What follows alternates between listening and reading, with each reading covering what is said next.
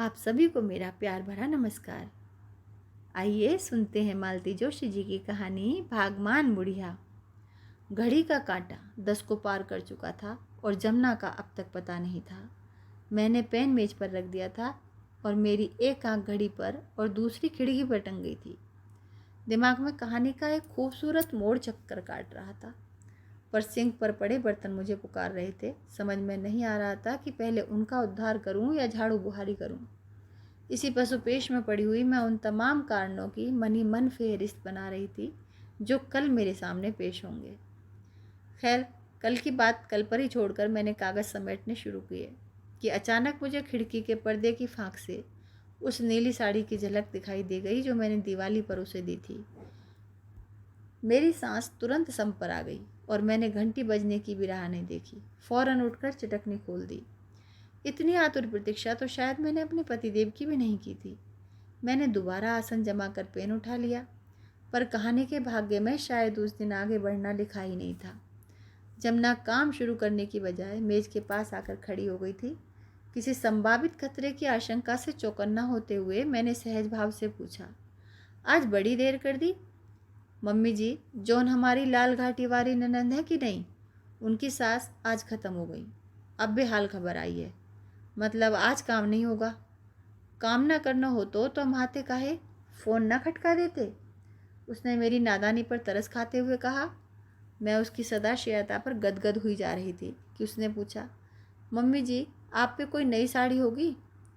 साड़ी से अभी से साड़ी का क्या करोगी? उसकी मिट्टी तो ठिकाने लगने दो। अभी से तेरह की तैयारी करने लगी।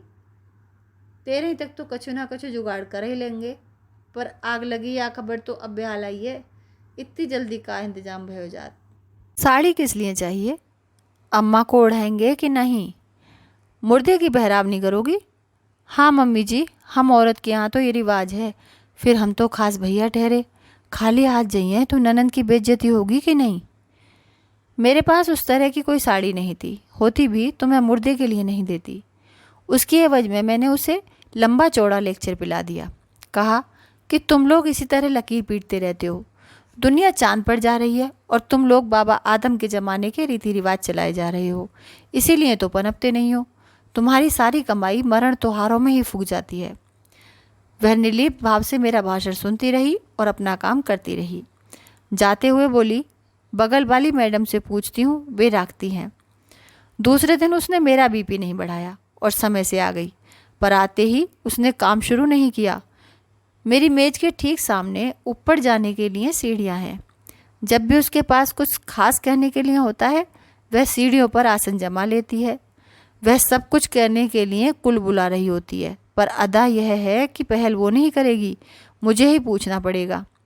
मैंने थोड़ी प्रतीक्षा की, फिर सोचा कि समय तो अपना ही खराब हो रहा है, इसीलिए पूछ लिया, कल कितने बजे लौटी? एन दियाबाती हो गई थी। साड़ी मिल गई थी? हाँ, बगल वाली से ले गई थी। 100 रुपया की लाइलॉन वाली, खूब अच्छी थी। उस जरा जर्जर निष्प्राण देह पर लाइलॉन की साड़ी की कल्पना से ही मुझे झुरझुरी हो आई। मैंने विरह भाव से कहा, पड़ोसन के पैसे समय से दे देना, नहीं तो वे मेरे प्राण खा जाएंगी। उसने मेरी बात अनसुनी करके कहा, मम्मी जी, डुकरिया थी बड़ी भागमान। कोई 20 तो साड़ियाँ चढ़ी होंगी, चादर और दुशाले अलग। क्या बात करती हो? सच्ची मम्मी जी, काय से कि हमारे नंदेऊ 4 भैया हैं। बड़े के दोनों लड़का भी ब्याहे गए हैं। सारे ही नातेदार आए थे और ऐसे में खाली हाथ कौन जात है। 20 साड़ियाँ, बहुओं की तो मौज हो गई होगी। मुर्दे पर चढ़ी साड़ी कोई पहरत है का? वे तो सब जमादारिन को गईं। और जमादारिन भी इतनी साड़ियों का क्या करेगी? औने पौने दामों में बेच देगी। किसी दिन हाट बाजार से सस्ती समझकर तुम ही उठा लाओगी। उसने मेरी टिप्पणी पर ध्यान नहीं दिया, अपनी ही रौ में बोली, मम्मी जी, सच में बुढ़िया बड़ी भागमान थी। अर्थी में बड़े बड़े जो लोग जुटे थे, काय से कि हमारे नंदेऊ 4 भैया हैं। बड़े PW में हैं, हमारे नंदेऊ यूनिवर्सिटी में हैं। 2 भैया मास्टर लगे हैं, बड़े की 2 मोड़ा हैं। सो एक कंपोटर है, एक डिलीवर है। सबके दफ्तर से लोग आए थे। फूलन को ढेर लग गयो तो गुलाब ही गुलाब थे। मुझे आरती की सजावट में कोई दिलचस्पी नहीं थी। मेरे दिमाग में तो साड़ियाँ घूम रही थी। मैंने पूछा, अच्छा जमुना, ये बताओ, मरने वाली के पास जीते जी कभी एक मुश्त इतनी साड़ियाँ थीं? अरे मम्मी जी, का बताएं, एक पहरत थी, एक निचोड़त थी। चार चार बेटे थे, फिर भी हाथ पांव साबुत थे। तब लो तुम औरन के काम करल लेत थी। नाश्ता पानी भी जुटत थो और कपड़ा लत्ता भी। अब तो ऐन हालियत हो गई थी। चार चार बेटे थे, फिर भी। अरे मम्मी जी, 4 हों कि 40 हों, कोई राखे तब ना। 3-3 महीना बंधे थे, ना एक दिन कम ना एक दिन ज़्यादा। मरी किसके यहाँ? हमारी ननंद के। पता है, सब लुगाइयाँ कह रही थी कि या बहू बहुत सेवावारी होगी, तभी तो उकी देहरी पर प्राण तजे हैं। सच्ची, हमें तो सुनकर ऐसी आग लगी थी कि का बताएं। तुम्हें तो बल्कि खुश होना चाहिए कि तुम्हारी ननंद की तारीफ हो रही है।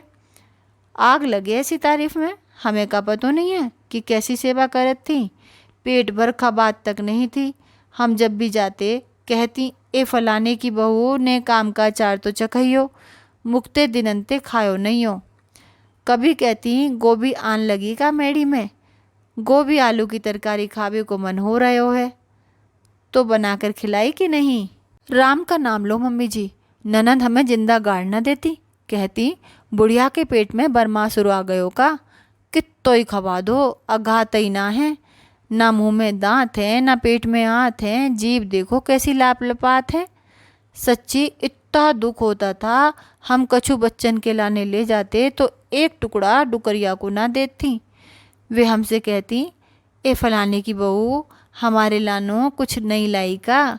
हमने सोच ली थी कि अब के जाइए तो अम्मा के लाने एक दोना अलग से ले जाइए, पर का करें, मौका ही ना मिलो, पट्टे से मरी तो गई। और का बताएं मम्मी जी, 3 दिना तक कथरी पर डली रही थी। क्यों? बिस्तर पर मरती तो गद्दा फिकतो कि नहीं। बाप रे, इतनी दूर तक तो मैंने सोचा ही नहीं था। विशाल दुशाले जो अर्थी पर चढ़े पहले ही मिल जाते तो बेचारी चैन से तो मरती। बाकी बुढ़िया भागमान थी मम्मी जी। बड़े भरे दरबार से नाती पोतों के कंधे पर चढ़कर गई हैं। पता है, उनके लाने सोने की सीढ़ी बनी थी, सीधे सुरख को जाऊंगी। सोने की सीढ़ी वो क्या होती है? जिनके नाती पोता बाल बच्चेदार हो जाते हैं उनके लाने बनत है। झूठ क्यों बोले मम्मी जी, हमने तो सुनी भर थी, पहली बार देखी है। बिरादरी में पहली बार बनी है। बड़ी भागवान थी अम्मा, उनके लाने सोने की सीढ़ी बनी है। उस भाग्यवान बुढ़िया की 13 भी खूब धूमधाम से हुई। जमुना ने दिल खोल कर ननंद की ससुराल वालों की पहरावनी की। कहना ना होगा कि इस आयोजन में मेरे बटुए में भी कई छेद हो गए। हमेशा की तरह इस बार भी मैंने रुपए बतौर कर्ज ही दिए थे, पर उनका लौटना मुश्किल है, यह भी जानती हूँ। 2-4 किस्तों के बाद कभी होली, कभी दिवाली, कभी बच्चों की किताबें, कभी साल भर का अनाज, किस्तें टलती हुई जाएंगी। फिर उसके रिश्ते में कोई शादी निकल आएगी या किसी के यहाँ नया मेहमान आएगा। जमुना का नया खाता खुल जाएगा। कभी कभी लगता है कि उसके लोकाचार निभाते निभाते मैं दिवालिया हो जाऊंगी। 13 के दूसरे दिन वह समय से पधार गई और अपनी हॉट सीट पर जा बैठी। आज तो उसने मेरे पूछने का भी इंतज़ार नहीं किया और शुरू हो गई। पहले तो उसने गंगा मैया की महिमा का बखान किया जो प्रयागराज से लाई गई थी। फिर दान दक्षिणा और सामान की फेहरिस्त सुनाई जो पंडितों को दी गई थी।